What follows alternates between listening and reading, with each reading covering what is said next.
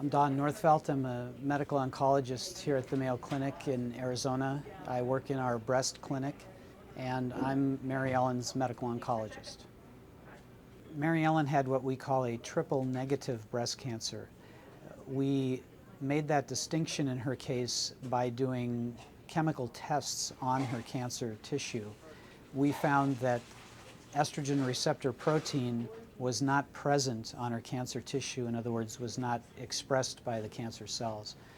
We also found that the progesterone receptor protein was not present on her cancer cells, not expressed. And finally, we discovered that the HER2 protein, which is another important protein to govern the behavior of breast cancer, that was also not present on her cancer cells, was not expressed. When we find no expression or no presence of estrogen receptor, progesterone receptor, or the HER2 protein, that's what we refer to as a triple negative breast cancer, lacking those three proteins. We know from experience that that's a unique type of breast cancer. It's unique in the sense that it tends to recur more quickly, tends to reoccur more often, and therefore is a more threatening cancer for the life and health of the woman who has that cancer. After we discussed that with MaryEllen, she and we agreed that it would be useful to give her some chemotherapy post-operatively to reduce her risk for relapse of her cancer, understanding that the risk for a recurrence is greater because of the triple negative nature of the cancer. I'm Nancy Ledoyen. I'm one of the nurses here at the Mayo Clinic in hematology oncology.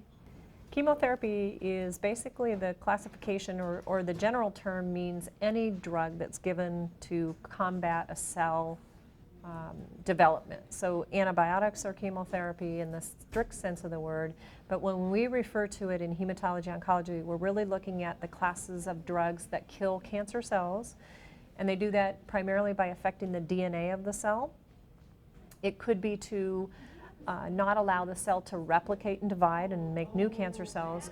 It could be also that it kills the cell in and of itself, or it could be that it actually stimulates the cell to go into an early death pattern. Apoptosis is a word that we use in oncology. So it's really tricking the cell into dying out sooner, not dividing, or not growing at all. Since the first chemo treatment, I got to tell you, it has been a amazing journey, and so far extraordinarily. How do I want to put this? It's not been what I expected at all. I was prepared based upon stories that I'd heard for nausea and just not feeling good, but with the medications they gave me, I did surprisingly well. And in fact, after about a couple of weeks, I have actually felt better than I have in months. I think Hollywood has done a lot to dramatize chemotherapy, and you see the traditional scenes where people are very violently ill, they feel miserable, and I think the biggest changes that are being made, especially with a lot of the newer agents, are the fact that we're able to target therapy to the particular cancer cell now. We minimize the side effects to the normal cells. So number one, we don't have the dramatic effects that we saw with our early agents. Number two, the amount of supportive care drugs and the regimens that are built much more specifically allow patients to be treated very successfully. MaryEllen's going to work. So, those are things that wouldn't have happened before. I think patients are able to maintain a lot more of a normal lifestyle on many of the regimens that they receive.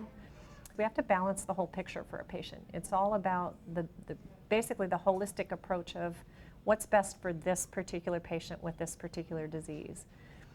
When you talk to the patient, it's really kind of finding out where they're coming from and what their main concerns are. One of the things I ask patients when I first meet them or first start is, what is your greatest concern? And although you might sometimes, one might think automatically that it would be the fear of death or dying, it might be the concern for who's going to care for my pet, how am I going to get to treatment, who's going to watch my kids after school. So it's really treating everybody uniquely and finding out how to best support them and where they're at.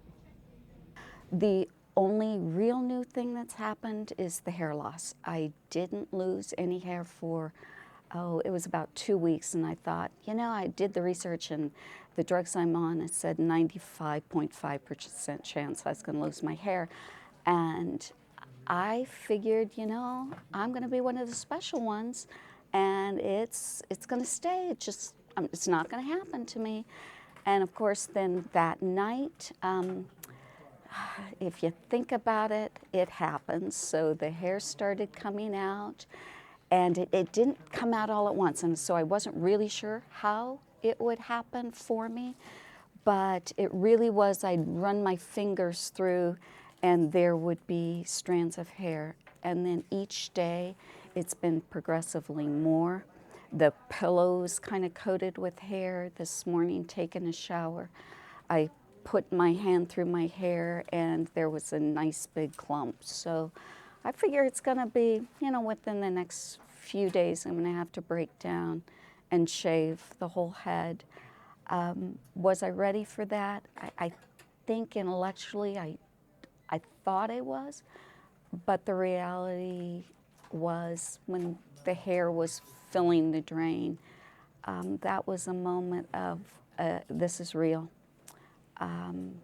This is happening to me, and probably, no, not probably, I will be bald here soon. But it's just hair, and I'm here to talk about it, and it'll grow back, so I'm good to go.